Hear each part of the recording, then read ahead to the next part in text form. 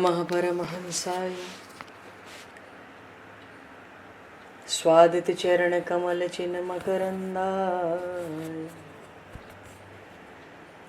भक्तजन मानस निवासाय श्री रामचंद्राय नमः।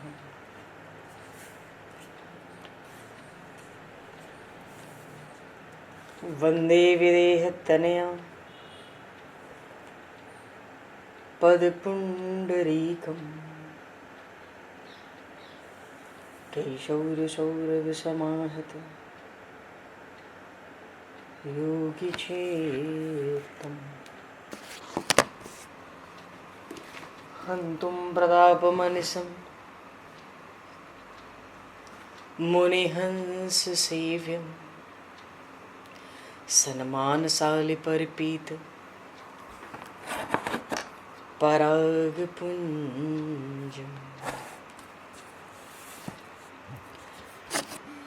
यत्र यत्र रघुनाथकीर्तनं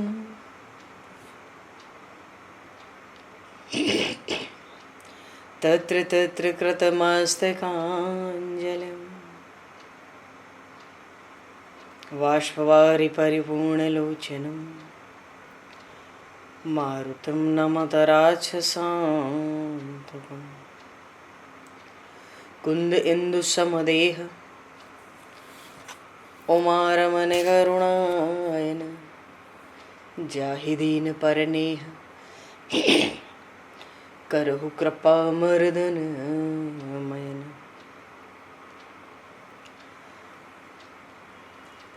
प्रहलाद नारद पराशर पुंडरीक व्यासे अम्बरीश शुक शौनक भीष्म दालभ्याम रुक्मांगद अर्जुन वशिष्ठ विभीषणादीन एतानहं परम भागवतान् नमामि।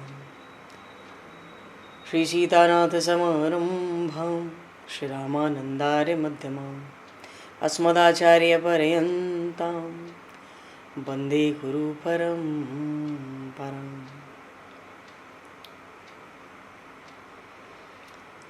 वर्णानामर्थसङ्घानां रसानां छन्दसामपि मङ्गलानां च कर्तारो वन्दे वाणी विनायकौ।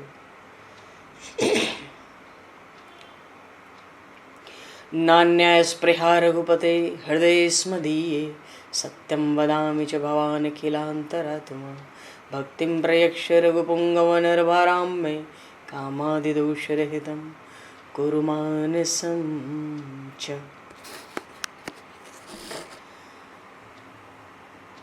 बंधु तुलसी के चरण भक्त भक्ति भगवंत गुरु चतुर्नाम वपु एक तिनके पद वंदन के नाशहि विघ्न अनेक। बंधु तुलसी के चरण जिनकी न्यो जग काज कल समुद्र घोरत लगो प्रगट्यो सप्त जहां।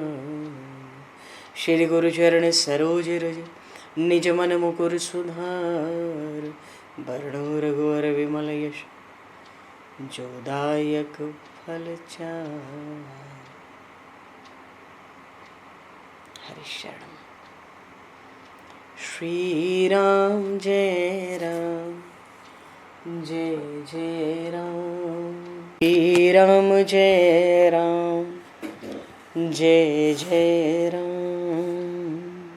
सीताराम जय सीताराम राधे श्याम जय राधे श्याम। जय रघुनंदन जय सिया राम जानकी वल्लभ सीताराम।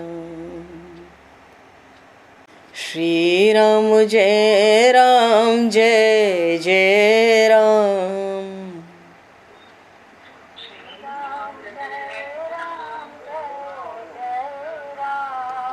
श्री राम जय जय राम।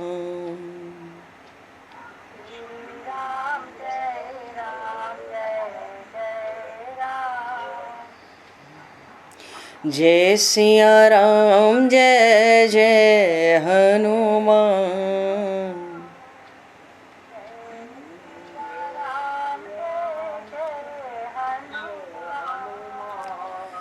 श्री गुरु रामानंद भगवान।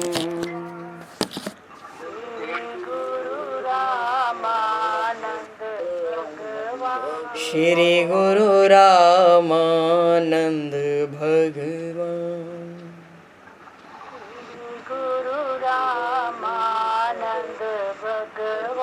श्री राम जय जय राम।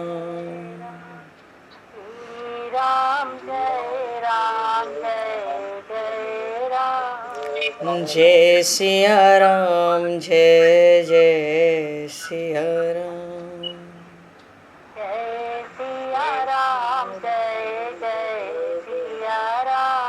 जय सिया राम जय जय सिया राम।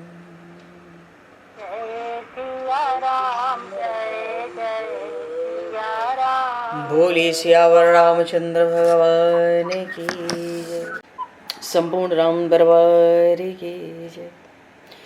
श्री अवध मिथिला धाम की जय। श्री बांके बिहारी लाल की जय। 84 कोस ब्रजमंडल धाम की जय। श्री रामचरितमानस जी महाराज की जय। श्रीमन्नाम महाराज की जय। श्री पंडरीनाथ भगवान की जय।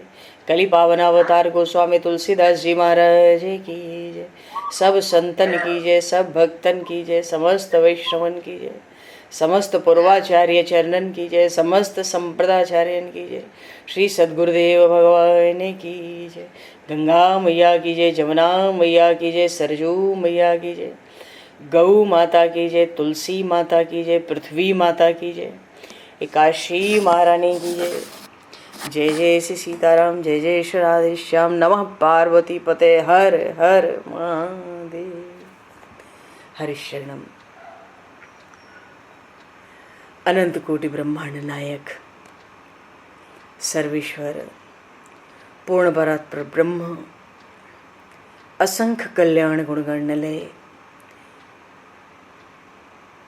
भक्तवांशा कल्पतरु शरणागत वत्सल भक्तवत्सल दीनबंधु दया सिंधु श्री कौशल्य आनंद वर्धन श्री दशरथ नंदन श्री जानकी कंठभूषण भगवान श्री सीताराम जी महाराज की असीम कृपा करुणा से श्री हनुमान जी महाराज की परम पावन भावमयी सन्निधि में महापुरुषों की भावमयी उपस्थिति में एवं आप सभी श्रद्धालु भक्त वैष्णवों की मंगल सन्निधि में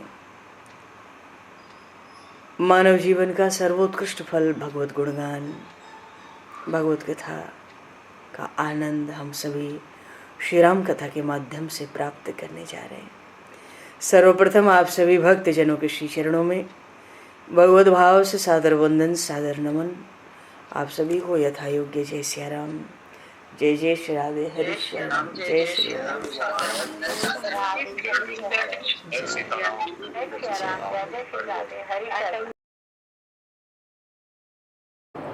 श्री रामचंद्र चरणों मनसा स्मरामि। श्री रामचंद्र चरणों वचसा गृह्णामि। श्री रामचंद्र चरणों शिरसा नमामि। श्री रामचंद्र चरणों शरणं प्रपद्ये। माता रामो मत्पिता रामचंद्रः, स्वामी रामो मत्सखा रामचंद्रः, सर्वस्वं मे रामचंद्रो दयालो, नान्यं जाने नैव जाने न जाने। सियावर रामचंद्र की जय। महर्षि सरभंग का चरित्र बहुत ही संक्षेप में। देखे राम मुख पंकज, मुनिवर लोचन भृंग। राम जी का मुखारविंद तो कमल के समान हुआ और महर्षि सरभंग तो भौरे के समान, मानो नेत्रों से भगवान के रूप माधुरी का पान करने लगे। सादर पान करत अति धन्य जन्म सर्वंग। ये दंडकारण्य का जो क्षेत्र है आरंभ हो चुका है लगभग। दंडकवन तपोभूमि है। इस दंडकारण्य के क्षेत्र में अनेकों नेक ऊर्ध्वरेता ब्रह्मवादी ऋषियों ने घोर तपस्याएं की। भगवान का आगमन हो ही रहा है दंडकवन में। उस तपोभूमि में वो जो ब्रह्मवादी महर्षि हैं वो कठिन योगाभ्यास और प्राणायाम आदि के द्वारा संसार के समस्त पदार्थों से आसक्ति, ममता, स्पृहा, कामना सबका समूल नाश करके अपनी जो उग्र तपस्या है उसके द्वारा समस्त इंद्रियों पे पूर्ण विजय। ऐसे दंडकवन में बहुत से ऋषि हैं, उनमें ही एक महर्षि सर्वंग भी है और इनकी तपस्या बड़ी उत्कट थी। इतनी उत्कट थी कि तपस्या के द्वारा इन्होंने ब्रह्मलोक पर भी विजय प्राप्त कर ली थी। तभी तो देवराज इंद्र इनको बड़े सत्कार पूर्वक ब्रह्मलोक तक सशरीर ले जाने को पहुंचाने के निमित्त आए थे कि शरीर से ही चलो, शरीर भी मत छोड़ो पांचभौतिक। हालांकि ये नियम नहीं है, सूक्ष्म, स्थूल और कारण 3 शरीर होते। सशरीर देवराज इंद्र इनको ले जाने आए थे। उत्कट तपस्या का बल। इन्होंने देखा था उस समय कि पृथ्वी से थोड़ा ऊपर आकाश में देवराज का रथ खड़ा है, बहुत से देवताओं से घिरे हैं। और देवराज इंद्र की शोभा भी तो सूर्य और अग्नि के समान शोभा है। बड़ी दिव्यांगनाएं हैं, चंवरों से सेवा करती हैं। मस्तक पर श्वेत छत्र होता है देवराज इंद्र के। और गंधर्व हैं, सिद्ध है, बड़े बड़े ऋषि ब्रह्मर्षि भी हैं जो बड़ी उत्तम उत्तम वाणी से स्तुति करते रहते हैं। ऐसी झांकी महर्षि सर्वंग ने देखी थी आकाश में, तो अपने उत्कट तपस्या के बल पर ही तो देखा था। और इन लोगों के साथ ब्रह्मलोक की यात्रा के लिए तैयार ही थे। इसी समय पता चला कि राजीव लोचन कौशल किशोर श्री राघवेंद्र रामभद्र भ्राता लक्ष्मण और अपनी भगवती श्री सीता जी के साथ इनके आश्रम की ओर पधार रहे। तो ज्यों ही भगवान श्री राम के आगमन का शुभ समाचार इनके कानों में पहुंचा, त्यों ही उन्होंने जो तपः पूत अंतःकरण था उसमें भक्ति का संचार हो गया। एक तो रामचरितमानस में कुछ महर्षियों के ऐसे प्रसंग हैं, विशुद्ध ब्रह्मवादी ऋषि हैं, पर प्रायः ये शंका हो उठती है कि फिर भक्ति का क्या प्रागट्य है। हाँ, हरि शरणम। तो भक्ति का संचार हुआ तो मन मन सोचने लगे ना, अरे लौकिक वैदिक समस्त धर्मों का पालन जिन भगवान के चरण कमलों की प्राप्ति के लिए ही किया जाता है, वे ही भगवान स्वयं जब मेरे आश्रम की ओर पधार रहे हैं, तब उनको छोड़कर ब्रह्मलोक को जाना तो सर्वथा मूर्खता है। अरे ब्रह्मलोक के प्रधान देवता, समस्त लोकों के प्रधान देवता तो मेरे यहाँ आ रहे, उनको जाने का कोई प्रयोजन नहीं लिया, मन ही मन निश्चय कर लिया।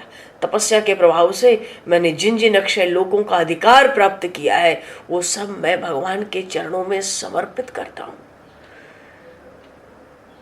देवराज इंद्र को, उनकी मंडली को विदा कर दिया और थोड़े ही समय की देरी थी, उतने में भी वो जो महर्षि सर्वंग है ना, उनके हृदय में प्रेम से उत्पन्न विरह भाव उदित हो गया। भगवान श्री राम आए तो इन्होंने कहा, चितवत पंथ रहे हूं दिन राति।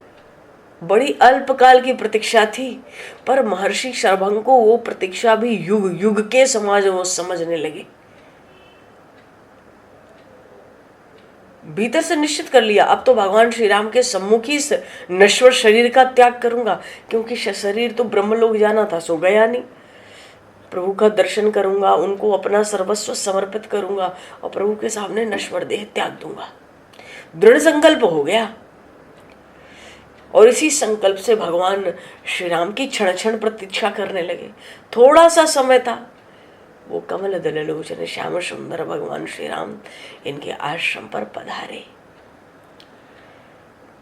श्री सीता लक्ष्मण सहित रघुनंदन को मुनिवर ने देखा, उनका कंठ गदगद हो गया। वो कहने लगे, चितवत पंथ रहूं दिन राती, अब प्रभु देखी जुड़ानी छाती। नाथ सकल साधन में हीना, कीनी कृपा जाने जनु दीना। मुझे दीन जानकर आपने कृपा की। और जैसे ही भगवान का दर्शन किया, प्रेम के वश इनके जो नेत्र हैं वो तो भगवान की रूप सुधा मकरंद का पान करने लगे। मानो प्रेम से अपने अंतःकरण में बैठा लिया। वरदान भी तो यही मांगा ना, सीता अनुज समेत प्रभु नील जलद तनु श्याम, मम ही बसहु निरंतर सगुण रूप श्री राम। कहाँ तो ब्रह्मवादी ऋषि, पर जब रूप देखा उस निर्गुण, उस पर ब्रह्म सच्चिदानंद घन परमात्मा का, एकदम सब लुटा दिया, सर्वस्व। वरदान में भी यही मांगा, आप तीनों मेरे हृदय में विराजो। भेद भक्ति मान ली, ब्रह्म में लीन नहीं हुए। भगवान को अंतःकरण में बिठाया, युवाग्नि से अपने शरीर को जलाने के लिए तत्पर हो गए। योगाग्नि ने इनके रोम, केश, चमड़ी, हड्डी, मांस, रक्त सबको भस्म कर डाला। अपने नश्वर शरीर को नष्ट करके अग्नि के सामने तेजोमय शरीर से उत्पन्न हो गए, परम तेजस्वी कुमार के रूप में। और फिर क्या था, अभी तो ब्रह्मलोक जा रहे थे ना, अब तो अग्नियों को, महात्मा ऋषियों को, देवताओं के भी लोकों को लांघकर दिव्य धाम को चले गए। बोलिए महर्षि सरभंग की जय। सो ये प्रसंग कल हुआ महर्षि सरभंग का। देखो ये चरित्र ऐसे हैं, जितना कहो उतना कम है, और जितनी बार कहो उतनी तरह से भाव भी आ जाते हैं। चरित्र तो महर्षि का। अब आगे का प्रसंग, पुण्य रघुनाथ चले बन आगे, मुनिवर वृंद विपुल संग लागे। अस्थि समूह देखे रघुराया, पूछी मुनिन लागे अति दाया। ऋषियों ने कहा, जानत हूँ पूछिए कस स्वामी, सब दर्शी तुम अंतर जामी। निश्चर निकन सकल मुनि खाए, सुनि रघुवीर नयन जल छाए। निश्चरहीन करहु महि भुज उठाई, प्रण कीन सकल मुनिन के आश्रमन, जाय जाय सुख दीन। ये भी प्रसंग सुंदर ही नहीं है, बहुत अद्भुत प्रसंग है। बहुत सारे ऋषि मुनि जब महर्षि सरभंग की ऐसी सदगति देखे, भगवान में बड़ा प्रेम उनका उमड़ा। वाह रे प्रभु, कैसे करुणा के सिंधु, कैसे कृपा के सिंधु, और शील तो आपका पूछना ही नहीं है। आपने कैसी सुंदर महर्षि सरभंग को गति दी। मानो कि एक बार को ब्रह्मलोक नहीं गए तो आपके दिव्य धाम को गए, और आपको साक्षी करके गए। आगे का जो प्रसंग है, कल भी प्रसंग आया, बहुत सारे ऋषि जिन्होंने बड़ी कठिन कठिन तपस्याएं की थी। कोई वानप्रस्थी है, कोई सन्यासी है, कोई कच्चा अन्न खाते हैं, कोई केवल धूनी का धुआं, कोई वृक्ष के ऊपर रहते हैं। हाँ, कितने तो बाल खिले ऋषि अकेले ही होते हैं, कितने सूर्य और चंद्रमा की किरणों से पोषण करके रह लेते। ऐसे बहुत से ऋषि। भाव ये है कि दंडक वन में जो ऋषि है, दंडक वन तपोभूमि है वस्तुतः, और यहाँ बड़ा भारी महर्षियों का, ऋषियों का तप है। नैष्ठिक ब्रह्मचारी भी बहुत है। तो ये सारे ऋषि मुनि जब महर्षि सरभंग की सदगति देखे, भगवान में बड़ी भारी निष्ठा हुई, और भगवान का सौंदर्य निहार निहार के, तो क्या पूछना है उनके सौभाग्य का। वो भगवान श्री राम से कहते हैं, हम सब तपस्वी आपके समीप शरण की याचना करने आए हैं। हे शरणागत वत्सल, आप हमें शरण दें। सब ऋषियों ने एक स्वर में प्रभु से कहा।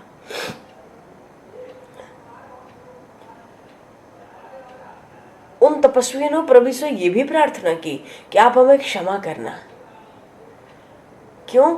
राजा को पाप होता है यदि वो प्रजा से कर ले और उसकी रक्षा न करे। राजा को प्रजा के कर्म का और प्रजा के तप का भी 6वां अंश प्राप्त होता है। अब हम सब तपस्वियों को हम सब तपस्वियों का राजा को 1/6 हमारे तप का फल मिलता है, फिर भी हमारी रक्षा न हो। अयोध्या के नरेश चक्रवर्ती हैं, और ये जो वन की प्रजा है, भले ये दंडक वन की ही प्रजा क्यों न हो, प्रजा की रक्षा उन्हीं का कर्तव्य है। यहाँ पर जो तपस्वी ब्राह्मण या वानप्रस्थी रहते हैं वे आश्रय से हीन हैं, वो अनाथ हैं, राक्षसों से उत्पीड़ित भी तो हैं। सो हे अशरण शरण, आपके अतिरिक्त हे राघवेंद्र हमारी रक्षा करने वाला दूसरा कोई नहीं है।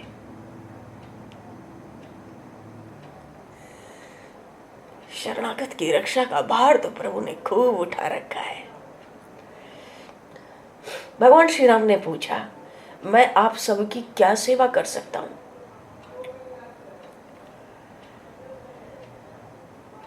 तपस्वी कहते हैं, आप आगे तो चल ही रहे हैं, हमारे साथ आवे। स्वयं हमारी स्थिति को दंडक वन में आप देखें, निर्णय करें कि आपको क्या करना चाहिए। और जब प्रभु श्री राम श्री लक्ष्मण और श्री सीता जी के साथ आगे बढ़े, इन महर्षियों के साथ, तपस्वियों के साथ, फिर तो जो स्थिति देखी या जो स्थिति कह लें कि सम्मुख आई, वो तो कल्पना से भी प्रभु के बाहर थी। स्थान स्थान पर जहां भी जल की सुविधा थी, तपस्वियों की कुटियां थी। वो जहां तपस्वियों की कुटियां थी ना, कहीं कंगालों के और कहीं नरमुंडों के ढेर लगे थे। श्री विदेह राजी तनया श्री जनक नंदिनी वो दृश्य देखकर सेहर उठी। अजी वो तो बड़ी दयामयी करुणामयी है, वो कहाँ ऐसे दृश्य को देख पावे। वो तो सेहर उठी करुणा से, मानो मनुष्य के कंगालों के पहाड़ बन गए, नरमुंडों के पहाड़ बन रहे, जगह जगह जगह जगह बने हुए हैं। भगवान श्री राम ने पूछा उन तपस्वियों से, ये सब क्या है? वो तपस्वी बताते हैं कि जितने नरमुंड कंकाल हैं, ये सब तपस्वी ब्राह्मणों के हैं। और हम में से कोई भी किसी दिन, किसी क्षण राक्षसों द्वारा खाया जाकर इन्हीं कंकालों में से एक बन सकता है। ये हमारे ही साथ के ब्राह्मण तपस्वियों के कंकाल है, नरमुंड है। उनमें एक वृद्ध तपस्वी थे। उन्होंने प्रभु से कहा, श्री राम, मनुष्य सदा तो सावधान नहीं रह पाता ना। हाँ, सावधान हो, सतत सावधान हो, शुद्ध ब्राह्मण हो तो राक्षस भी आक्रमण नहीं कर पाते। लेकिन जब नित्य क्रिया करते हैं हम, तो किसी समय अशुद्ध भी तो रहते हैं, कभी निद्रा भी तो ले सकते हैं। निद्रा ली ही न जाए ये तो संभव नहीं है, भले 1-2 महीने बाद लें, बस उनको अवसर मिल जाता है। राक्षस मायावी हैं, कोई नहीं जानता कि वो कब किस रूप में आवेंगे। कभी वो पशु पक्षी बन के हमारे बीच आ जाते हैं, और अगर वो अपने भी वेश में आ जाए राक्षसों के, तो हम उनका कर ही क्या लेंगे। अगर हम अपने तप के बल पर क्रोध करके उनको श्राप दे दें तो हमारा तप नष्ट हो जाएगा, और फिर तो ये आए दिन के ही इनके उत्पात हैं।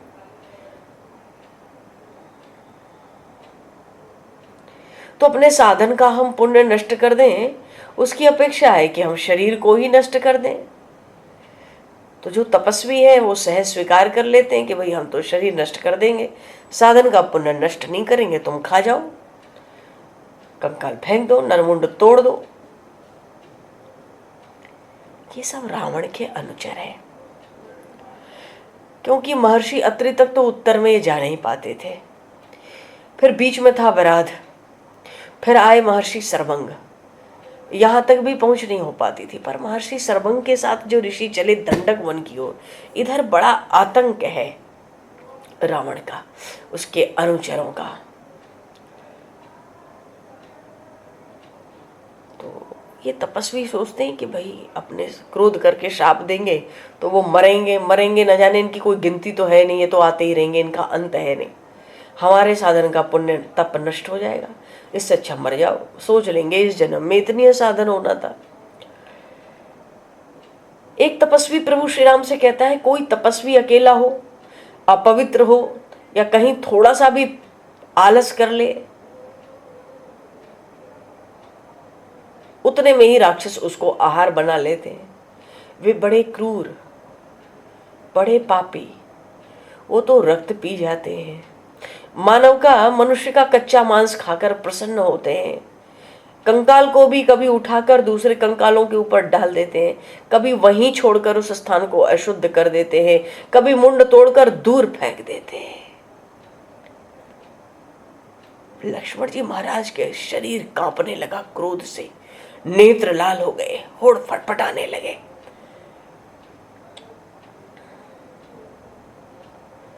श्री जानकी मैया नेत्रों से अश्रुओं की धारा चल पड़ी। किसी प्रकार बोली, आप सब ये बन त्याग कर मनो कहना चाहते हो कहीं और चले जाए, पर बोल नहीं पाए। कोई कहते हैं, देवी हम कहाँ जाए? अगर हम यहाँ हैं दंडक वन में, तो ये मनुष्यों का भक्षण करने वाले राक्षस उत्तर भारत के तपोवन तक नहीं जाते। हम सब यहां से चले जाएं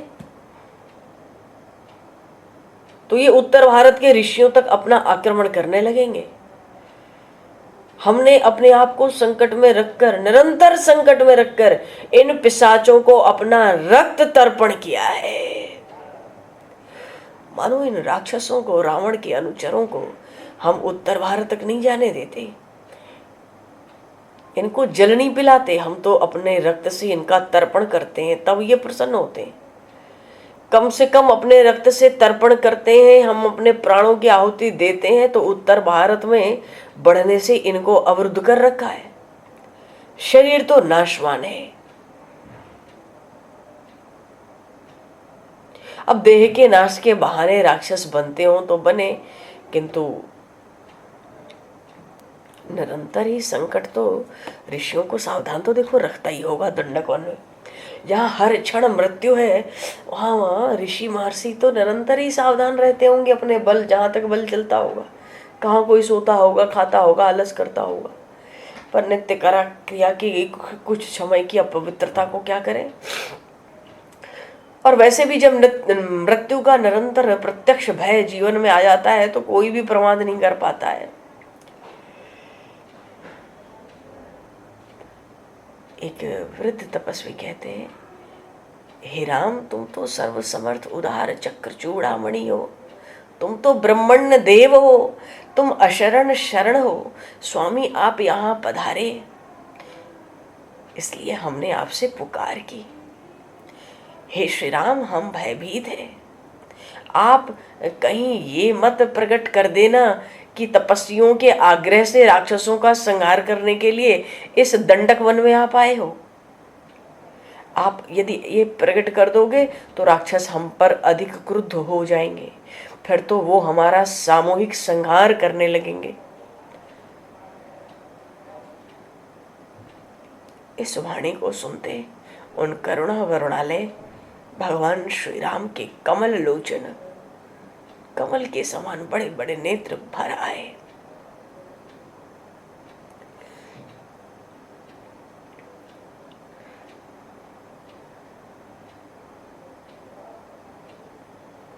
भगवान देखते हैं कि ये वीतराग वनप्रस्थी तपस्वियों की ये स्थिति, इतना आतंकग्रस्त जीवन है इनका। प्रभु कहते हैं, मैं प्रतिज्ञा करता हूं। और प्रभु के प्रतिज्ञा करने का अंदाज बिल्कुल वैसा ही है जैसे भरत जी का, दोनों भुजा उठाकर निश्चरहीन करहूं मई, भुज उठाई प्रणकीन। भरत जी ने भी प्रतिज्ञा कही, सो गोसाई नहीं दूसर गोपी, भुजा उठाई कहूं प्रण रूपी। भरत जी दोनों भुजा चित्रकूट में उठा के प्रतिज्ञा करके कहते हैं, मेरे स्वामी के समान मेरे स्वामी है, दूसरा कोई न है न होने का है। सो गोसाई नहीं दूसर गोपी, भुजा उठाए कहूं प्रण रूपी। और यहाँ प्रभु श्री राम प्रतिज्ञा करते हैं, रामावतार की पहली प्रतिज्ञा, दोनों भुजाएं प्रभु प्रभु के नेत्रों से सुनि रघुवीर नयन जल छाए। क्यों? निश्चर निकर सकल मुनि खाए। राक्षसों के समूहों ने सब ऋषियों को, तपस्वियों को खा लिया। भगवान ने भी प्रतिज्ञा की, इस पृथ्वी को राक्षसों से हीन कर दूंगा, राक्षसों से रहित कर दूंगा। निश्चरहीन करहूं मही, भुज उठाए प्रण कीन। अब जब तक निश्चरहीन न हो जाए पूरी पृथ्वी, तब तक क्या करेंगे? महाराज कहते हैं, सकल मुनिन के आश्रमन जाए जाए सुख दीन है। जितने ऋषि मुनि थे, तपस्वी थे, सबके आश्रमों पे प्रभु गए, सबके। कहीं एक दिन रुके, कहीं 2 दिन, कहीं 1 हफ्ता, कहीं 10 दिन, कहीं 15 दिन, कहीं महीना, कहीं 6 महीना, किसी किसी ऋषि के आश्रम पे साल 2 साल। क्योंकि कल्प भेद हरि कथा सुहाए। किसी किसी कल्प में प्रसंग आता है भगवान दंडक वन में 10 वर्ष रहे। तो सकल मुनिन के आश्रमन जाए जाए सुख दिन। सब ऋषियों मुनियों तपस्वियों के आश्रम गए और उनको सुखी किया। जब तक प्रतिज्ञा तो कर ली कि इस पृथ्वी से सारे सारे राक्षसों को ही खत्म कर दूंगा, इनकी जात खत्म कर दूंगा। और तब तक ऋषियों को आनंद देने लगे। भगवान ने दक्षिण भुजा उठाकर अपने मेघ गंभीर स्वर में घोषणा कर दी, पृथ्वी को देव द्विज द्रोही निशाचरों से रहित कर दूंगा। आप सब निर्भय रहे। राम के रहते अब से कोई राक्षस आप में किसी को उत्पीड़ित करने नहीं आ सकेगा।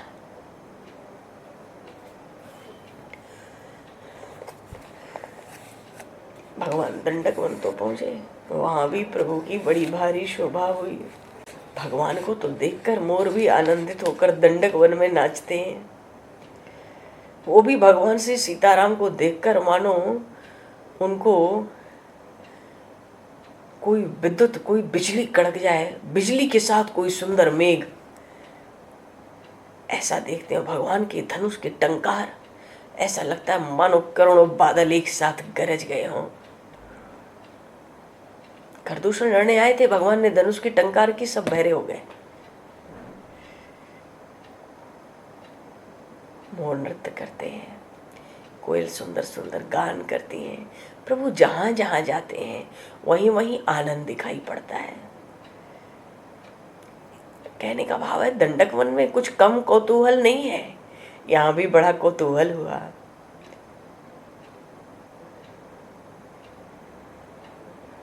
अच्छा, जब रात होती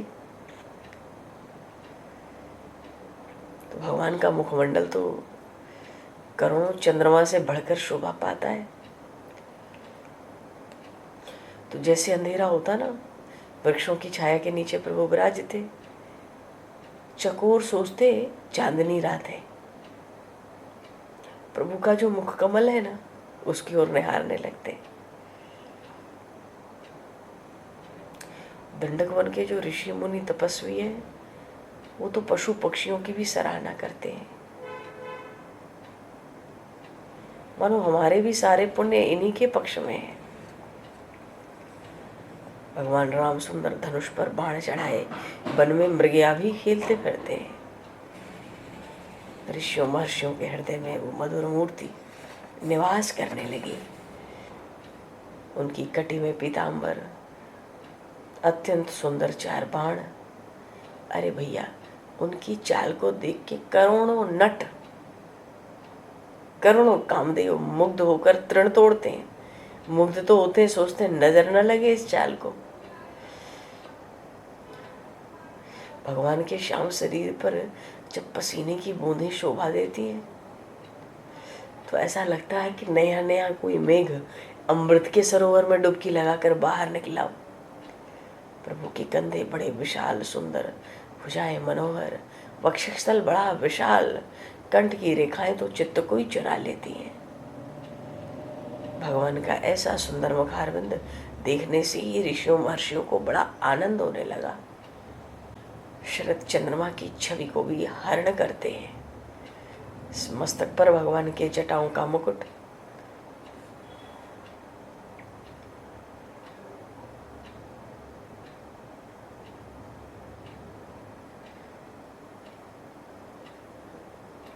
अरे वन भी उस समय मर्यादा छोड़कर चारों दिशाओं से आनंद लेने लगा। अरे वो जो हिरण हिरणी होते ना, वो चकित होके भगवान की ओर देखने लगते। ऐसा लगता सबके सब प्रभु को कामदेव समझकर मोहित हो रहे हैं।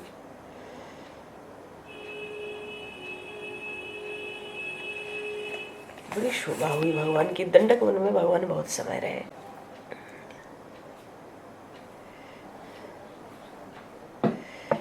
महर्षियों ने, तपस्वियों ने भगवान से कहा,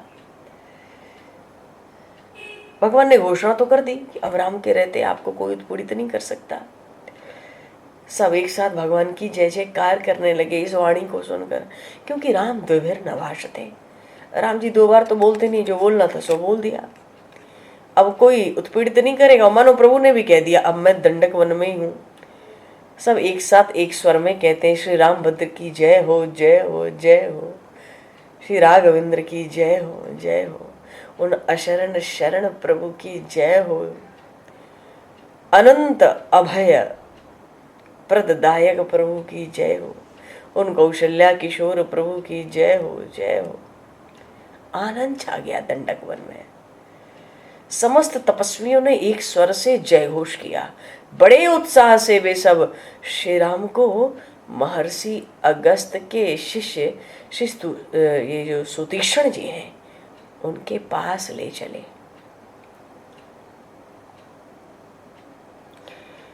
मार्ग में तपस्वी महर्षि कहते हैं कि हे देव, आपने जिस वात्सल्य से पोषण किया, मानो शरण मांगते ही प्रभु ने सबको शरण दे दी।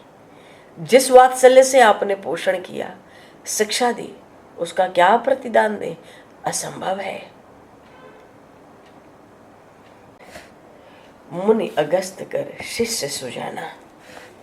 गोस्वामी जी कहते हैं, मुनि अगस्त कर शिष्य सुजाना, नाम सुतीक्ष्ण रति भगवाना। मन क्रम बचन राम पद सेवक, सपने आन भरोसन देवक। प्रभु आगमन श्रवण सुनि पावा, करत मनोरथ आतुर धावा। हे विधि दीन बंधु रघुराया, मोह से सठ पर करिहि दाया। सहित अनुज मोहि राम गोसाई, मिले हैं निज सेवक के नाई। मोरे जिय भरोस दृढ़ नाही, भगति विरत न ज्ञान मन माही। नहीं सतसंग जोग जप ज्ञाना, नहीं दृढ़ चरण कमल अनुरागा। एक बान करुणा निधान की, सो प्रिय जाके गति न आन की। ये सुतीक्ष्ण जी महर्षि अगस्त इनके गुरुजी हैं। गुरुदेव के आश्रम पर रहते थे। पिपली वन में थे महर्षि अगस्त, दंडक वन के एकदम उस तरफ, दूसरी तरफ। तो उस समय की बात है जब सुतीक्ष्ण जी किशोर अवस्था में थे। महर्षि अगस्त के आश्रम में रहकर गुरु सेवा करते हुए उन्होंने वेदांग सहित वेदों की संपूर्ण शिक्षा प्राप्त की थी। शिक्षा समाप्त हुई, हाथ जोड़कर उन्होंने गुरु जी से उनके चरणों में प्रार्थना की कि अब यदि कुछ गुरु दक्षिणा की आज्ञा हो जाए तो मैं उसे अर्पित करके अपने को कृतकृत्य मानूं। महर्षि अगस्त से सुतीक्ष्ण जी ने कहा, किशोर अवस्था थी उस समय। महर्षि अगस्त कहते हैं कि देखो, तुमने इतने समय सच्चे मन से बड़ी भारी मेरी सेवा की। अब महर्षि अगस्त के मन में भी क्या कोई कामना हो सकती है? अगर कभी हो भी जाए तो देवराज इंद्र भी उसको पूर्ण करने में अपना सौभाग्य मानेंगे। और फिर महर्षि अगस्त के सामने एक निर्धन ब्राह्मण कुमार, 14-15 साल की अवस्था थी, अधिकाधिक 16 वर्ष की अवस्था थी उस समय सुतीक्ष्ण जी की। वो निर्धन ब्राह्मण कुमार क्या मांगे? उन्होंने आशीर्वाद दिया, मैं तुम्हारी सेवा से संतुष्ट हूं, तुम्हारा मंगल हो। तुम्हारी विद्या इस लोक परलोक दोनों में तुम्हें सत्य पथ को प्रदान करे। सुतीक्ष्ण जी का मन नहीं मानता था। कोई आज्ञा गुरुदेव। शिष्य को कह लो संतोष नहीं हो रहा था। बड़ा कोमल स्वभाव महात्मा अगस्त का। गुरु बार बार उनको आशीर्वाद देकर जाने के लिए कह रहे थे और वो बार बार गुरुदेव से गुरु दक्षिणा मांगने का अनुरोध कर रहे थे। थोड़ा सा झल्ला गए महर्षि अगस्त। अरे तुम तो इस प्रकार हट कर रहे हो जैसे मेरे समीप परात्पर परम पुरुष को ही लेके आ जाओगे दक्षिणा में। मानो शिष्य के बार बार आग्रह करने से थोड़ा झल्ला कर महर्षि अगस्त के मुख से ऐसा निकला। ऐसा हट करते हो जैसे पूर्ण परात्पर ब्रह्म को ही मेरे पास ले आओगे।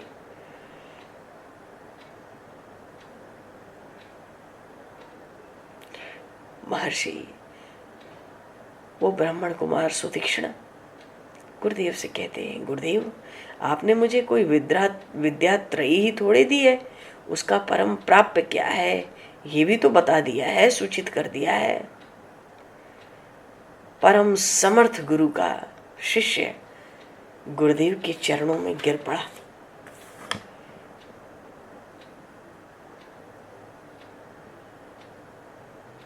आपका कहते हैं सुतीक्ष्ण जी, हे गुरुदेव आपका ये अनुग्रह भाजन शिष्य इतना भाग्यहीन और अज्ञानी नहीं है कि ऐसे महामंगल आदेश को अस्वीकार कर दे। गुरुदेव आप आशीर्वाद दे, मैं उन परात्पर परम पुरुष को शक्ति के सहित लेकर ही आपके श्री चरणों के अब दर्शन करूंगा। बोलिए श्री सुतीक्ष्ण जी महाराज की जय। ऐसा विश्वास, ये ब्रह्मवादी ब्रह्मज्ञानी महर्षि थे और कहते हैं पूर्ण परात्पर ब्रह्म को उनकी पराशक्ति के साथ एक दिन साथ लाऊंगा तभी अब आपके दर्शन करूंगा। लेकिन जब लाऊंगा का अर्थ ही है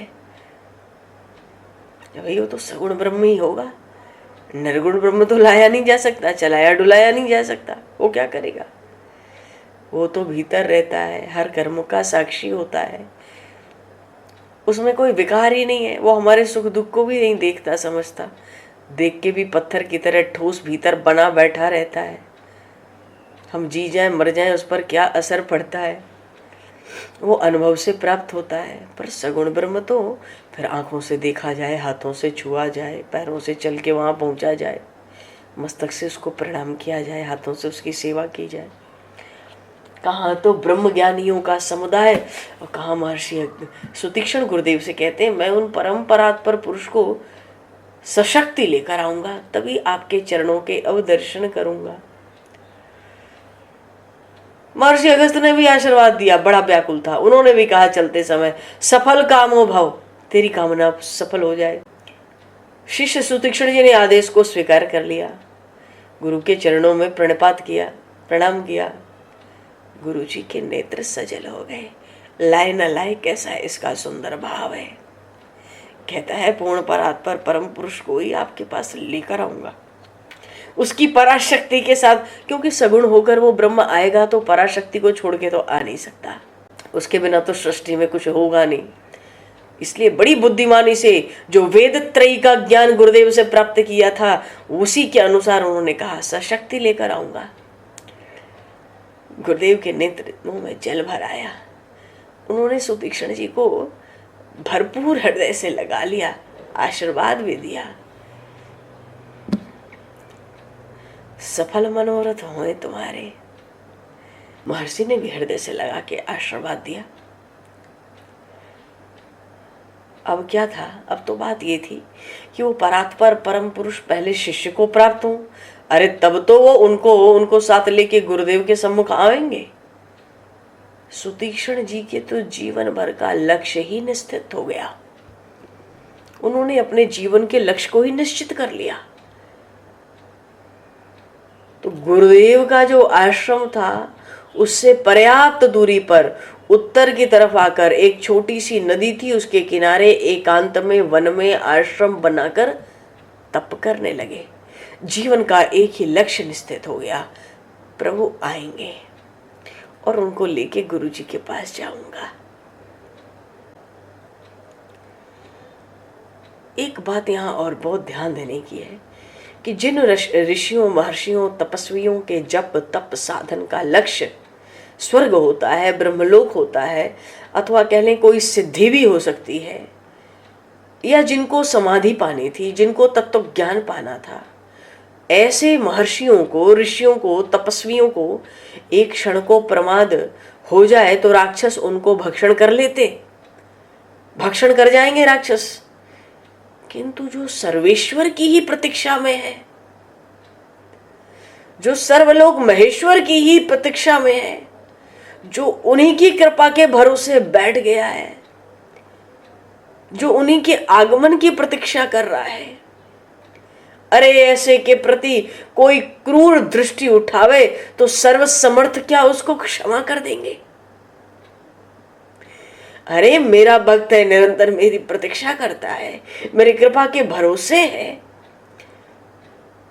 उसकी ओर राक्षस जो प्रभु के चरणाश्रित हो गया, शरण में आ गया, क्या राक्षस उसका कुछ बिगाड़ लेंगे?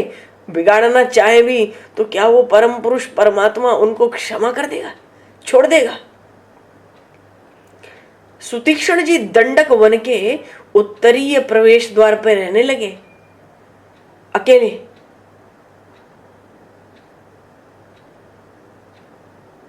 अरे ये तो छोड़ो कि गुरुजी से उत्तर दिशा में बैठे, अकेले बैठे एकांत में, हम तो कहें अगर वो अपने गुरुजी से भी दक्षिण बढ़ जाते या सीधे जाके लंका में ही बैठ जाते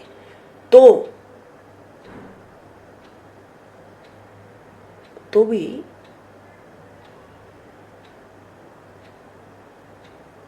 उनको राक्षस भक्षण करने की क्या सोच सकते थे? रावण चाहे कि जितने वरदान प्राप्त किया हुआ था, पर क्या ऐसे सुतीक्ष्ण जी का वो कुछ बिगाड़ सकता था?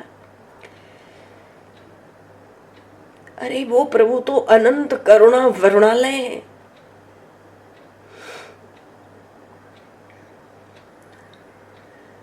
उनके चरणों की आशा कभी भी असफल होती नहीं।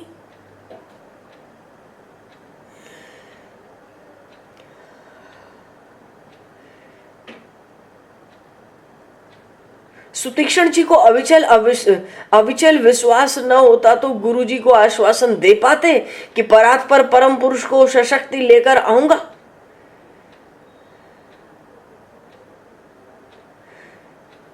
भीतर भगवान की सुतीक्ष्ण जी ने अनन्य शरण ली, और जितने दंडक वन में तपस्वी थे वो सब तो प्रभु की शरण ले ही चुके थे, कह के प्रभु ने उन सबको शरण में रख ही लिया था, सबको निर्भय होने का आश्वासन दे दिया था, खूब निर्भय रहो, जब तक मैं हूं कोई नहीं आता।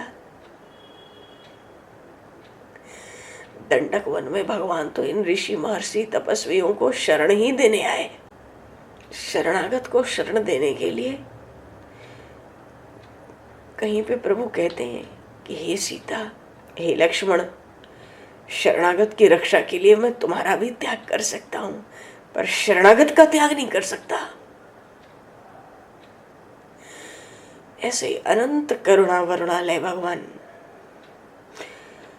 दंडक वन में निवास करने लगे।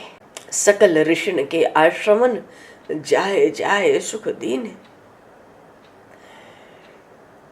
प्रभु हम भी तो शरणागत हैं, स्वीकार करो तो जान। प्रभु हम भी तो शरणागत हैं, स्वीकार करो तो जान। अब हमें पतित से पावन,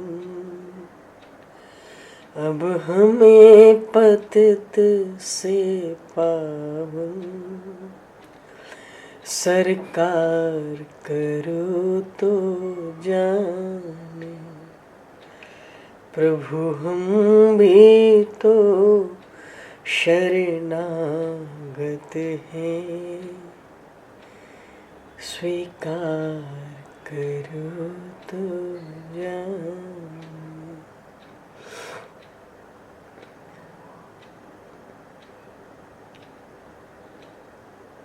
हम अज्ञानी चंचल चित। दंडक वन में तो सब ज्ञानी तपस्वी, हाँ, दिव्य साधना किए हुए, पर हम लोग, हम अज्ञानी चंचल चित। उपकार करो तो जाने। प्रभु हम भी तो शरणागत हैं, स्वीकार करो तो जाने।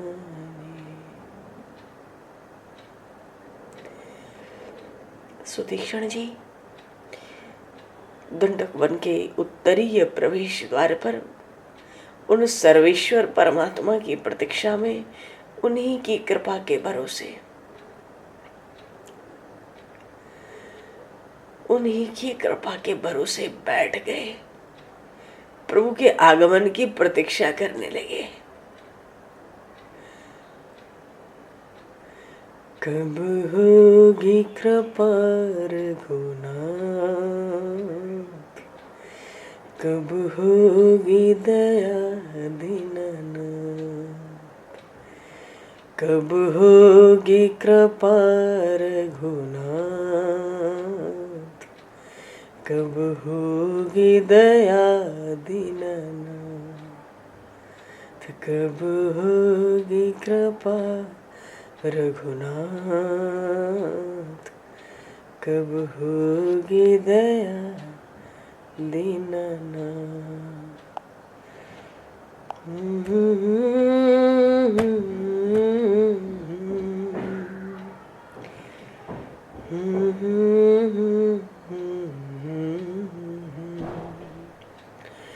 कब होगी दया रघुनाथ, कब होगी कृपा दीना। प्रतीक्षा कर रहे हैं सुतीक्षण जी। कौन उनकी ओर क्रूर दृष्टि से उस दंडक वन में देख सकता है? भले वो एकांत में, वो प्रभु तो अनंत करुणा वरुणालय है।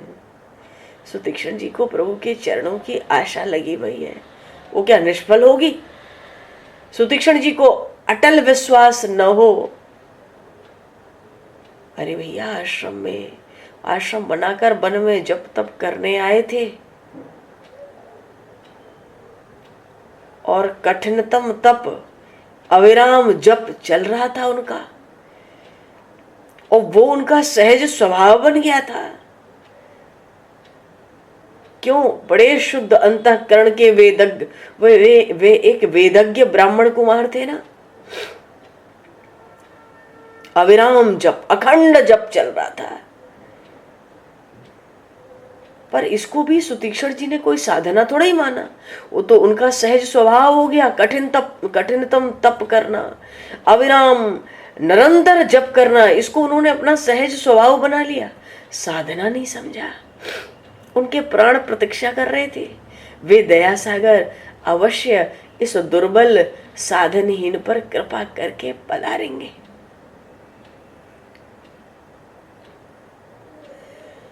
किसी भी संकल्प की पूर्णता दो बातों पर निर्भर करती है। एक तो वो संकल्प कितना विशुद्ध है, और फिर कितना तीव्र है।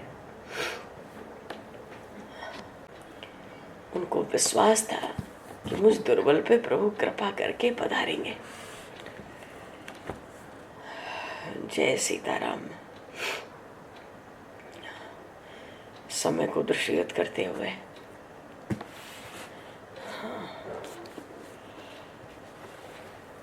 दो पल कीर्तन बोलकर वाणी को विराम दिया जाए। नाथ। जय सिया राम, जय जय सिया राम।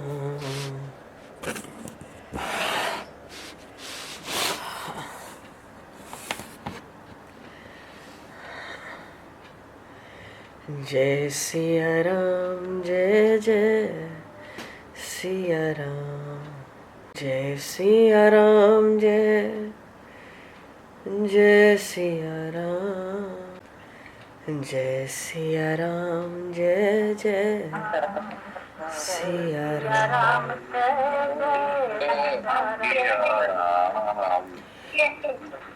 करुणा करे अपना लो राम, करुणा करे अपना लो राम, अपना दास बना लो राम, अपना दास बना लो।